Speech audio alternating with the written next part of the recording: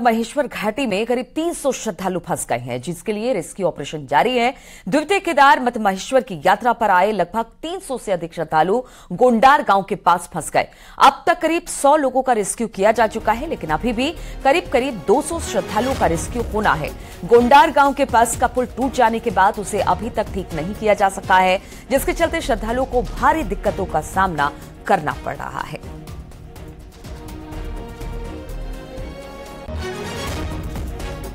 तो मध्य महेश्वर पहुंचे थे श्रद्धालु यहां पर दर्शन पूजन के लिए, लेकिन इसी दौरान ये यहां पर फंस गए हैं। बताया जा रहा है कि 300 श्रद्धालु पुल टूटने की वजह से फंस गए हैं, जिनका रेस्क्यू इस वक्त एसडीआरएफ की टीम कर रही है। मौके से अब तक 100 लोगों को बाहर सुरक्षित निकाल लिया गया है, लेकिन अभी भी 200 के करीब लोग बताए जा रहे हैं कि वहां पर फंसे हुए हैं। हेलीकॉप्टर की सहायता से नदियों में रस्सी बांधकर किसी तरह से इनका रेस्क्यू किया जा रहा है। रेस्क्यू में भारी कठिनाई हो रही है, लेकिन इसके बावजूद कोशिश लगातार जारी है कि किसी भी श्रद्धालु को किसी तरह की कोई दिक्कत ना हो, जानमाल का बहुत ज्यादा नुकसान ना हो, इसलिए सबको सुरक्षित निकालने के लिए एसडीआरएफ की टीम पूरी तरह से जुटी हुई है। तस्वीरें भी हम आपको दिखा रहे हैं, अब भी वहां पर रेस्क्यू चल रहा है। 200 यात्री जो हैं वो अब भी वहां पर फंसे हुए हैं और कोशिश यही की जा रही है कि किसी तरह से सुरक्षित इन सभी को बाहर निकाल लिया जाए। ये अलग अलग जगहों से आए थे यहाँ पर मत महेश्वर के दर्शन के लिए। द्वितीय केदार के नाम से भी इन्हें जाना जाता है, लेकिन अचानक पुल टूट जाने की वजह से ये घटना हुई है। हालांकि जान का कोई नुकसान नहीं हुआ है, श्रद्धालु फंसे हुए हैं। कोशिश यही की जा रही है कि सारे के सारे श्रद्धालुओं को सुरक्षित बाहर निकाल लिया जाए।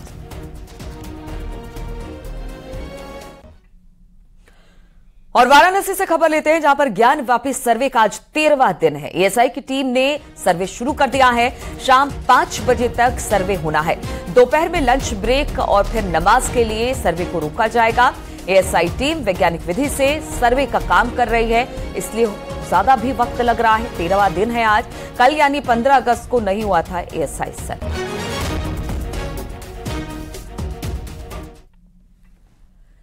और प्रधानमंत्री मोदी ने लाल किले से अपने 10वें भाषण में कई मुद्दों पर बेबाक बात की। लाल किले से प्रधानमंत्री मोदी ने 2024 का एजेंडा सेट कर दिया। प्रधानमंत्री मोदी ने कहा कि अगले 5 सालों में देश में अभूतपूर्व विकास होगा। भारत में डेमोग्राफी, डेमोक्रेसी, डायवर्सिटी की त्रिवेणी है, जिसका हमें ख्याल रखना चाहिए।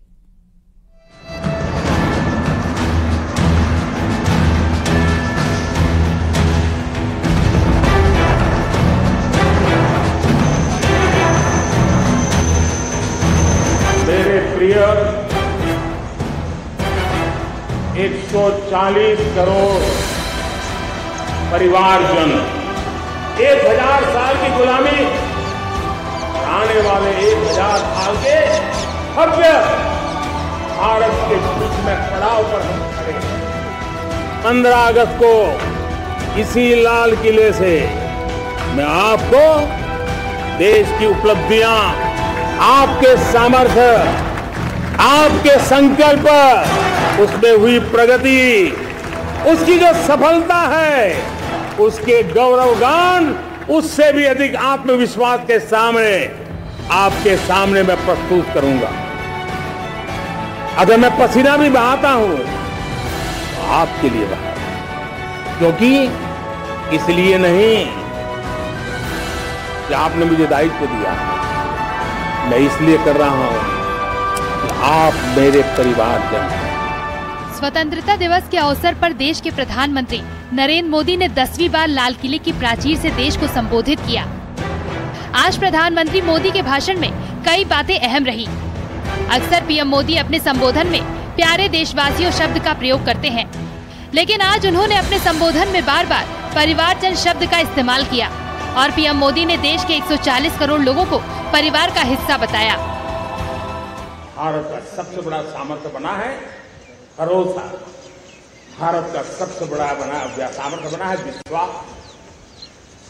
जन जन में हमारा विश्वास, जन जन का सरकार पर विश्वास, जन जन का देश के उज्जवल भविष्य पर विश्वास और विश्व का भी भारत के प्रति विश्वास।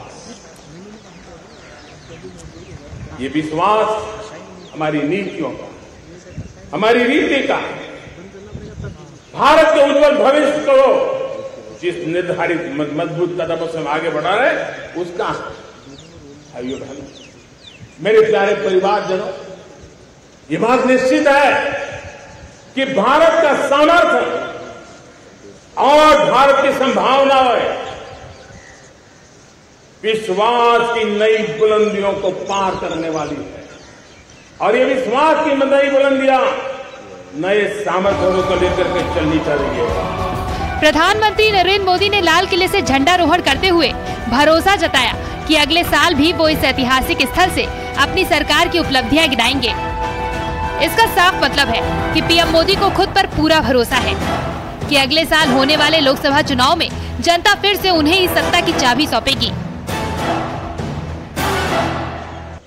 सिर्फ और सिर्फ नेशन फर्स्ट, राष्ट्र सर्वोपरि इस भाव से किया है। 2019 में परफॉर्मेंस के आधार पर आप सबने मुझे फिर से आशीर्वाद दिया,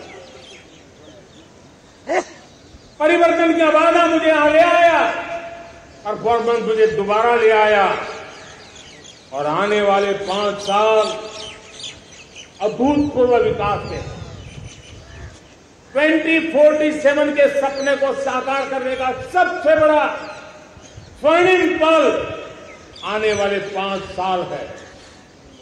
और अगली बार 15 अगस्त को इसी लाल किले से मैं आपको देश की उपलब्धियां, आपके सामर्थ्य, आपके संकल्प, उसमें हुई प्रगति, उसकी जो सफलता है, उसके गौरवगान, उससे भी अधिक आत्मविश्वास के सामने आपके सामने मैं प्रस्तुत करूंगा।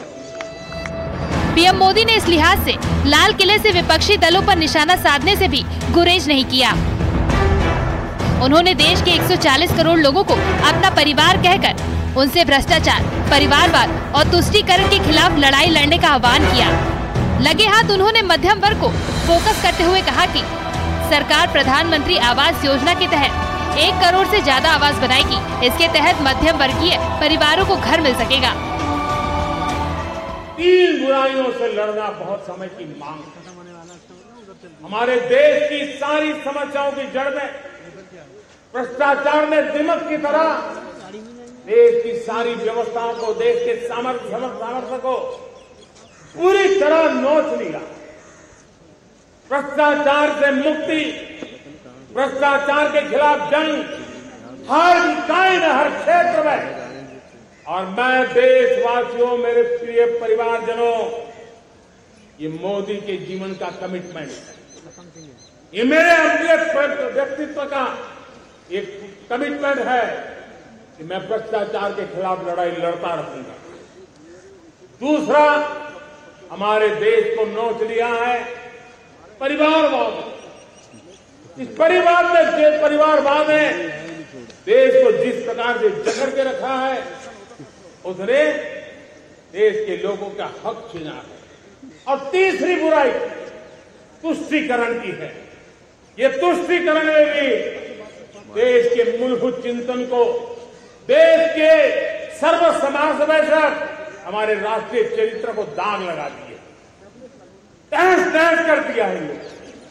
और इसलिए मेरे प्यारे देशवासियों, इसलिए मेरे प्यारे परिवारजनों, हमें इन 3 बुराइयों के खिलाफ पूरे सामर्थ्य के साथ लड़ना है। भ्रष्टाचार, परिवारवाद, तुष्टीकरण। पीएम मोदी का संबोधन इस लिहाज से भी खास है क्योंकि अगले साल 2024 में लोकसभा के चुनाव होने हैं और बीजेपी की तैयारी इस चुनाव में भी फतह करने की है। यहाँ तक कि बीजेपी का दावा इस चुनाव में 350 से ज्यादा सीटें जीतने का है। ऐसे में पीएम के संबोधन को सियासत से भी जोड़कर देखा जा रहा है। Bureau report, news 18। आपके संकल्प, उसमें हुई प्रगति, उसकी जो सफलता है, उसके गौरवगान, उससे भी अधिक आत्मविश्वास के सामने आपके सामने मैं प्रस्तुत करूंगा।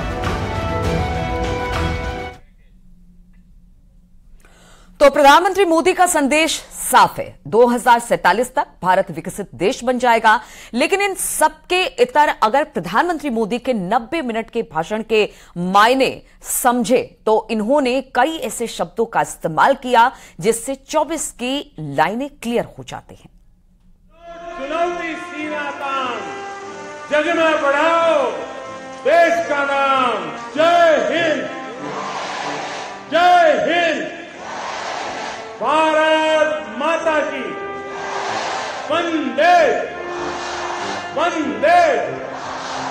लाल किले से प्रधानमंत्री मोदी ने देश को गारंटी दी है महंगाई के बोझ को कम करने की, आम आदमी को अपना घर दिलाने की, भारत की अर्थव्यवस्था को दुनिया में तीसरे नंबर पर लाने की और गरीब कल्याण की। और इस गारंटी को पूरा तब किया जाएगा जब तीसरी बार फिर से मोदी सरकार बनेगी।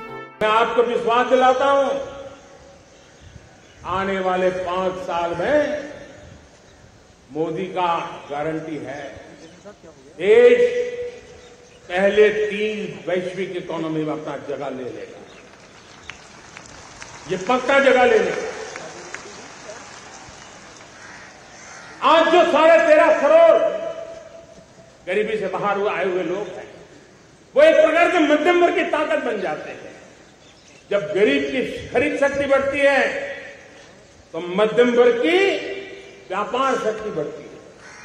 जब गांव की खरीद शक्ति बढ़ती है तब कस्बे और शहर की आर्थिक व्यवस्था और तेज गति से दौड़ती है। और यही इंटरकनेक्टेड हमारा अर्थचक्र होता है। हम उसको बल लेकर के आगे चलना चाहते हैं। पीएम मोदी ने कहा कि आजादी के अमृत काल में जब देश आजादी के 100 साल मनाएगा तब दुनिया में विकसित भारत का तिरंगा झंडा होना चाहिए। पीएम मोदी ने अपने संबोधन के दौरान महंगाई से लेकर देश की इकोनॉमी तक पर बोले और सरकार के लक्ष्य को देशवासियों के सामने रखा। उन्होंने कहा कि अगले 5 साल में भारत दुनिया की तीसरी सबसे बड़ी अर्थव्यवस्था में शुमार होगा। मैं 10 साल का हिसाब तिरंगे की साक्षी में लाल किले की प्राचीर से मेरे देशवासियों को दे रहा हूं। आंकड़े देख करके आपको लगेगा इतना बड़ा बदलाव, इतना बड़ा सामर्थ्य। 10 साल पहले राज्यों को 30 लाख करोड़ रुपए भारत सरकार की तरफ से जाते थे। पिछले 9 साल में यह आंकड़ा 100 लाख करोड़ पर पहुंचा है।